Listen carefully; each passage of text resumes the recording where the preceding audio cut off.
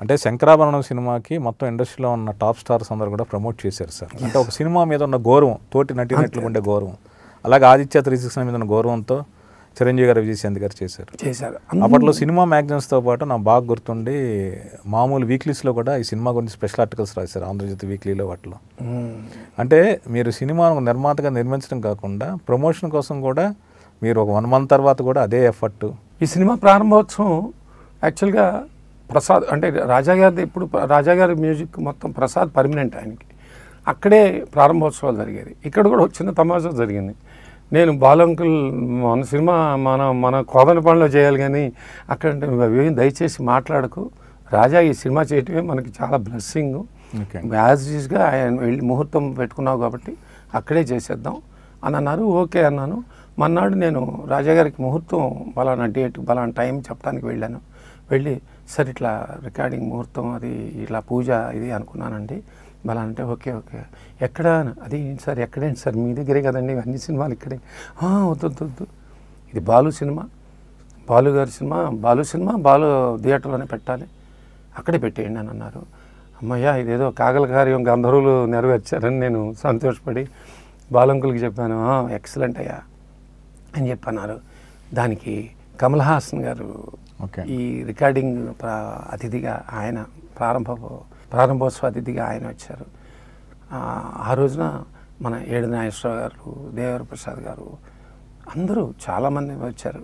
అట్లా బ్లెస్సింగ్ చేయడం జరిగింది. సో ఒక ఫంక్షన్ 100 days ఫంక్షన్కి అందరూ కవర్ అయ్యారు, ఒక ప్రారంభోత్సవానికి అలా కవర్ అయ్యారు.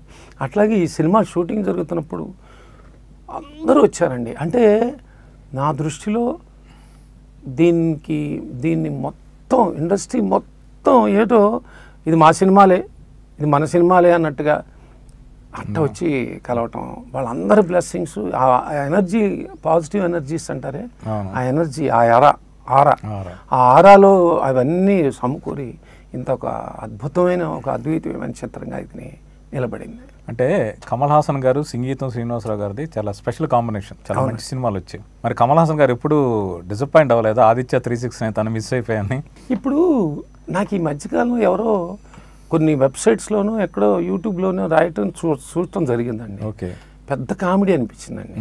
ఇది కమల్ హాసన్ మొదట చెప్పారట కథ చెప్తే వారికి డేట్లు అడ్జస్ట్ అయ్యేపటి వల్ల బాలకృష్ణ గారికి వచ్చారట అని. అసలు కమల్ హాసన్ కృష్ణదేవరాయల పీరియడ్ చేస్తారని ఎలా రాసుకునేటప్పుడు కూడా వాళ్ళకి వచ్చిన డౌట్ వచ్చి మమ్మల్ని సంప్రదించాల్సింది అనిపించింది. సార్ ఏదో ఒకటి రాయకూడదండి, ఇప్పుడు ఎందుకు వస్తుందండి ఆ ప్రపోజల్?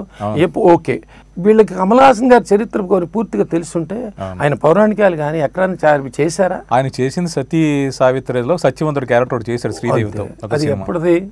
78, 80s చిన్న క్యారెక్టర్ అది. అంతే. అది అసలు నాకు ఆయన ఎప్పుడు అటువంటి నటించిన దాఖలాలు తమిళంలో కానీ, ముఖ్యంగా తెలుగు వదిలిపెట్టండి, తమిళంలో కూడా లేవే. సో అసలు అటువంటి థాట్ కూడా లేదు ఆయనకి ప్రపోజల్. నేను ఆయన కొన్నది కాదు, ఈ సినిమా చూసాక ఇంత ever green classic.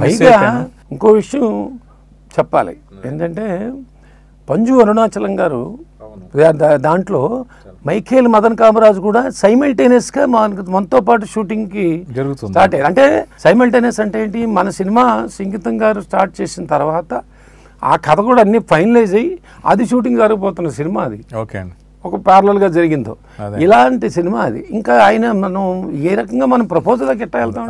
Krishnadevaraya we'll think only none other than Balakrishna garu, అట్లా ఫిక్స్ అయిన క్యారెక్టర్ అదే. సో మీరు మమ్మల్ని 30 ఏళ్ల క్రితం టైం మిషన్లోకి తీసుకువెళ్ళి ఆ జ్ఞాపకాలనే మాతో పంచుకున్నారు.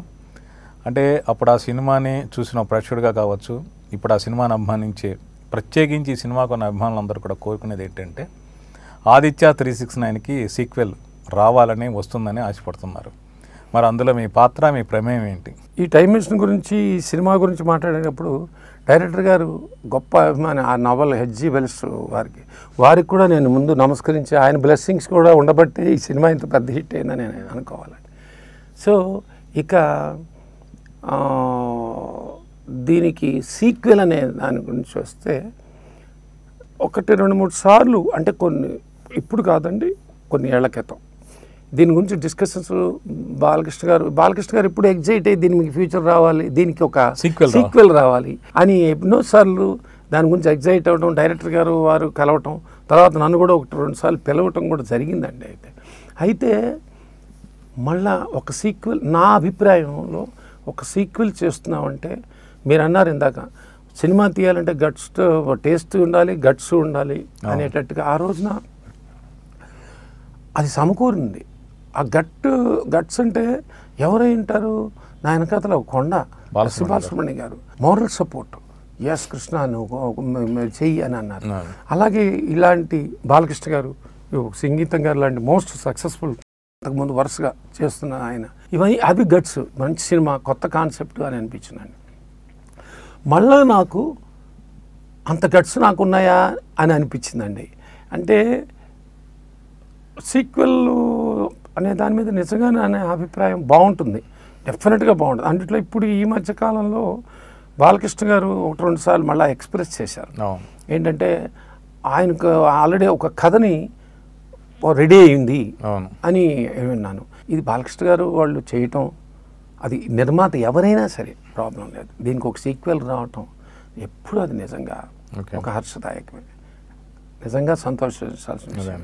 అయితే నా వరకు నేను ఒక 5-6 ఏళ్ల క్రితం ప్రపోజల్ వచ్చినప్పుడు నా పరిస్థితులు అయితేనేమి, ఇప్పుడు సినిమా చేస్తానంటే చేసేద్దాం అన్నట్టు కాదు కదా, అన్నీ అనుకూలించాలి, అన్ని వనరులు అనుకూలించాలి. అప్పుడు నేను వెంటనే అప్పుడు ఒక 5-6 ఏళ్ల క్రితం డిస్కషన్ వచ్చినప్పుడు నేను జంప్ అవ్వాల. అప్పుడు జంప్ అయ్యాను. ఇప్పుడు జంప్ అవ్వలేదంటే కారణం ఒక ఆర్థికపరమైన విద్యని కాదండి, మనలో అనిపించాలి. నాకు అప్పుడు నాకున్న వేటి వల్ల అయితే ఏమి బాగుంది బాబు, ఓకే ఓకే అనుకున్నాం, అలా అనుకోవడం జరిగిందండి. అంతకంటే వేరే కారణాలు ఏదైనా రాసిపెట్టి ఉండాలంటారు, అది రాసిపెట్టిన ప్రకారమే జరుగుతాయి. ఇప్పుడు దీంట్లోకి ఇన్ని క్యారెక్టర్లు పుట్టాయి, ఒక టైం మిషన్ పుట్టింది. ఆ టైం మిషన్ అనేది ఒక టైంలో ట్రావెలింగ్, ఆ టైం ట్రావెలింగ్ మీద అదొక మిషన్ అనుకుంటాం, అది కూడా మనకి ఒక పార్ట్, ఒక క్యారెక్టర్. అది తన క్యారెక్టర్ని ఎంత అద్భుతంగా ప్లే చేసేసుకుంది. అలాగే వీళ్ళందరికీ క్యారెక్టర్లు అలా పుట్టాయి అంటే ఇవన్నీ ఒక సంకల్ప బలం ఎక్కడో, ఆ బలం వల్ల జరిగింది. చాలా సంతోషం sir. Thank you very much అండి. ఆదిత్య 369 సినిమా అభిమానిగా నాకు మీతో ఆ సినిమా జ్ఞాపకాలన్నీ పంచుకోవడం, తెలుసుకోవడం నాకు చాలా సంతోషం కలిగించింది. మీకు ధన్యవాదాలు. Thank you very much.